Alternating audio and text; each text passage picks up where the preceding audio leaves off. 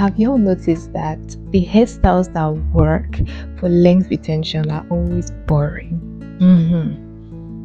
They're always boring. They're always flat, twists, cornrows, flat twists, something like that. They are always boring, and that is for a reason. Everything that is boring is simple, can be repeated multiple times without causing breakage and damage, especially to the edges and the nape areas. People say structure is boring, and that is completely true. Having and building a structure around anything in this life is boring, but it is what works. So, if you notice all the people who have long natural hair, you would see that the hairstyles that they opt for are boring. Indigenous strands, I think she does a lot of twists. And then Lindsay Chris twist before she locked her hair. There was also this is it coral code black mini twist. Like if you just notice very well, people who grow long hair, their hair care routine is boring, and it may seem like a lot of us are saying the same things, which can be boring, but it needs to be grounded into your head in order for you to understand that hair care, if like retention is your goal, is boring, but it is really worth the result. The goal is not long hair, the goal is healthy hair. The goal is not long hair, the goal is hair that you can wear out proudly and it looks beautiful, it looks professional, it looks fit, it looks like you even added extensions. That is the goal.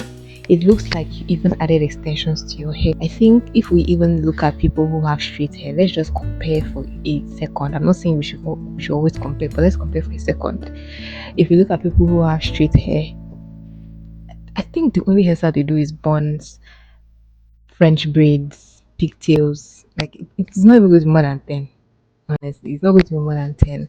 And then there are some of them who are trying African hairstyles and all that.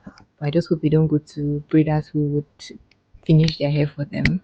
But if you look at their hair care routine and how they wear their hair every day, it is almost never manipulated like that.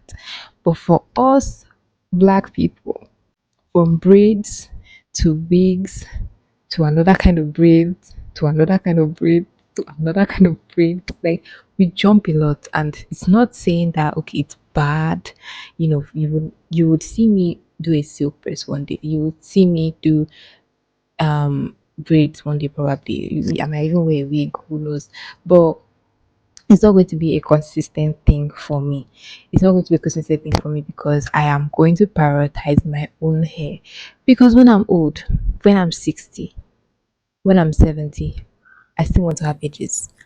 I know it can seem like all your creativity is flying out the window and you seem boring, always doing one or two protective styles, always rotating one or two protective styles, but they are what work.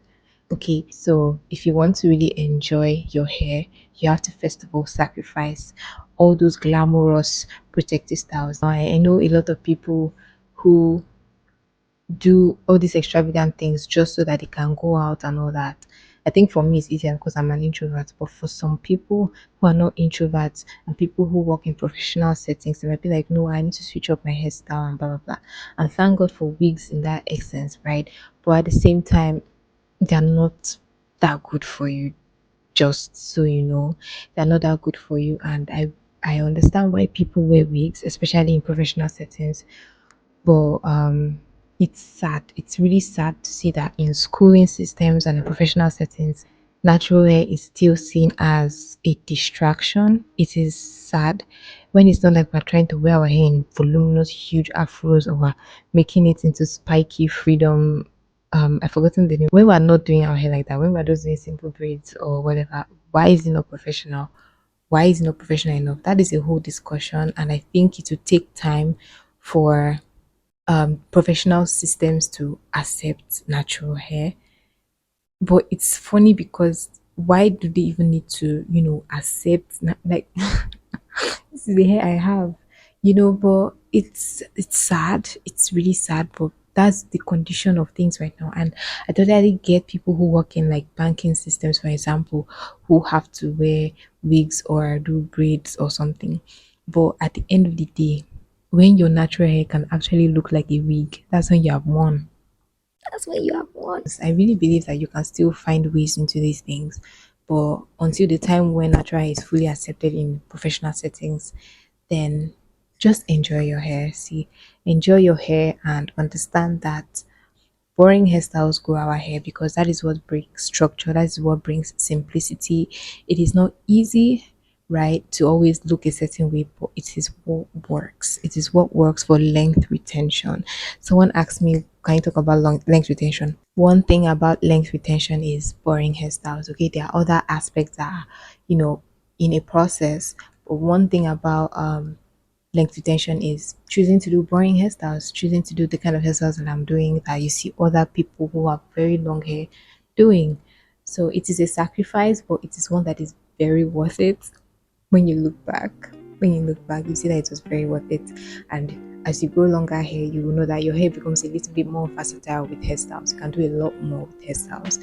So yeah, that is it for this video. Make sure you like if you agree with what I'm saying, if you understand what I'm trying to say, and comment your thoughts below if you agree, if you disagree. And make sure to subscribe if you are not already. And I'll see you in another video. In my next video, or in my next coming videos, I won't say my next one, I would be talking about more on length retention and more about fine natural hair. Okay, but do we like this thing? This, I don't know, it's giving sunflower. Bye.